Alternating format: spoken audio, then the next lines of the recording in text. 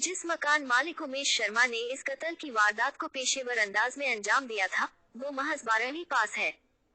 लेकिन उसने रुपयों के लालच में ऐसी खौफनाक साजिश रची कि जांच करने वाली पुलिस भी हैरान रह गई थी।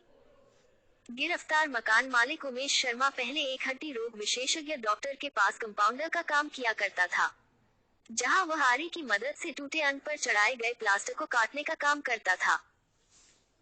पुलिस को तफ्तीश के दौरान पता चला था कि हत्या की इस वारदात के सबूतों को मिटाने के लिए उसने आरी का इस्तेमाल किया था और अंकित की लाश को 3 टुकड़ों में काट डाला था। पुलिस के अनुसार करीब 24 घंटे तक अंकित की लाश के वो 3 टुकड़े कातिल के घर पर ही पड़े रहे थे।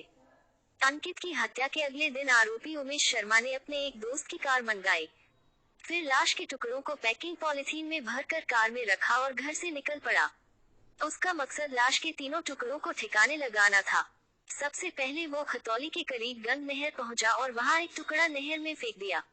फिर वो मसूरी में गंग नहर पहुंचा और दूसरा टुकड़ा वहां फेंका। अब तीसरा टुकड़ा ठिकाने लगाने के लिए वो मसूरी गंग नहर से ईस्टर्न पेरिफेरल एक्सप्रेसवे पर एक सुनसान जगह पहुंचा और लाश का तीसरा आखिरी टुकड़ा उसने वहां ठिकाने लगा दिया। फिर वो कार लेकर वापस अपने घर लौट आया। पुलिस ने मृतक के घर से हत्या में इस्तेमाल की गई आरी के साथ ही कई अहम सबूत जुटा लिए थे। हत्यारोपी के घर में पुलिस को खून के निशान मिले थे, जो अंकित के थे। पुलिस ने अंकित के खाते से ट्रांसफर की गई रकम की जानकारी और उसकी बैंक पासबुक भी सबूत के तौर पर जुटाई थी। वहीं आरोपी मकान मालिक उमेश शर्मा के साथी प्रवेश के पास से पुलिस ने मृतक अंकित का एटीएम कार्ड और मोबाइल फोन बरामद किया था। पुलिस को गुमराह करने की तरकीब।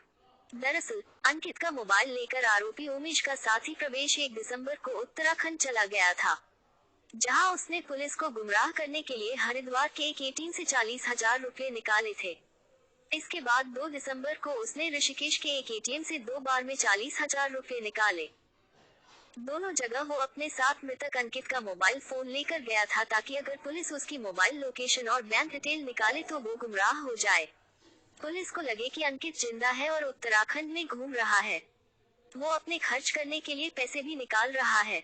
आरोपी उमेश शर्मा इतना शातिर है कि उसने कत्ल के दौरान पहने हुए अपने और मृतक के कपड़े जला दिए थे।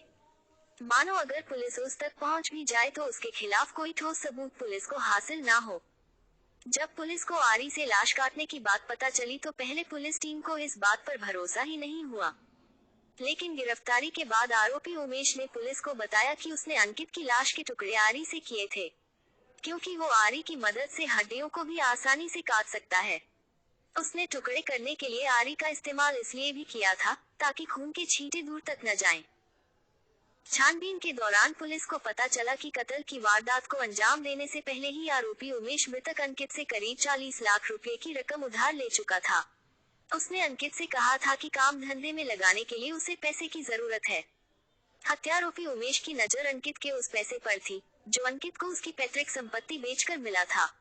उमेश को पता था कि अंकित के पास करीब 1 करोड़ रुपए की रकम थी। वो उसे हड़पना चाहता था। यही वो वजह थी कि उसने पहले ही अंकित को खत्म करने का प्लान बना लिया था। असल में अंकित के माता पिता की मौत पहले ही हो चुकी थी और वह अपने अन्य रिश्तेदारों के ज्यादा संपर्क में भी नहीं था। इसलिए आरोपी उमेश को भरोसा था कि अंकित के गायब हो जाने के बाद उसे ढूंढने के लिए या केस की पैरवी करने कोई नहीं आएगा। इस वजह से वो पकड़ा नहीं जाएगा।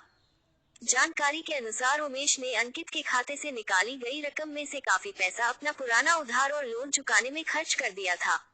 मृतक अंकित के दोस्तों का कहना है कि वो काफी हंसमुख और मिलनसार था। वो जब उनके घर आता था तो उनके माता पिता को पूरा सम्मान देता था, उनके पैर तक दबाया करता था। वो और उसके अन्य 6 दोस्त फोन पर बातचीत किया करते थे। सोशल मीडिया के जरिए अक्सर एक दूसरे के संपर्क में रहा करते थे। लेकिन जब करीब 2 माह पहले अचानक अंकित से उनकी बात होना बंद हुई,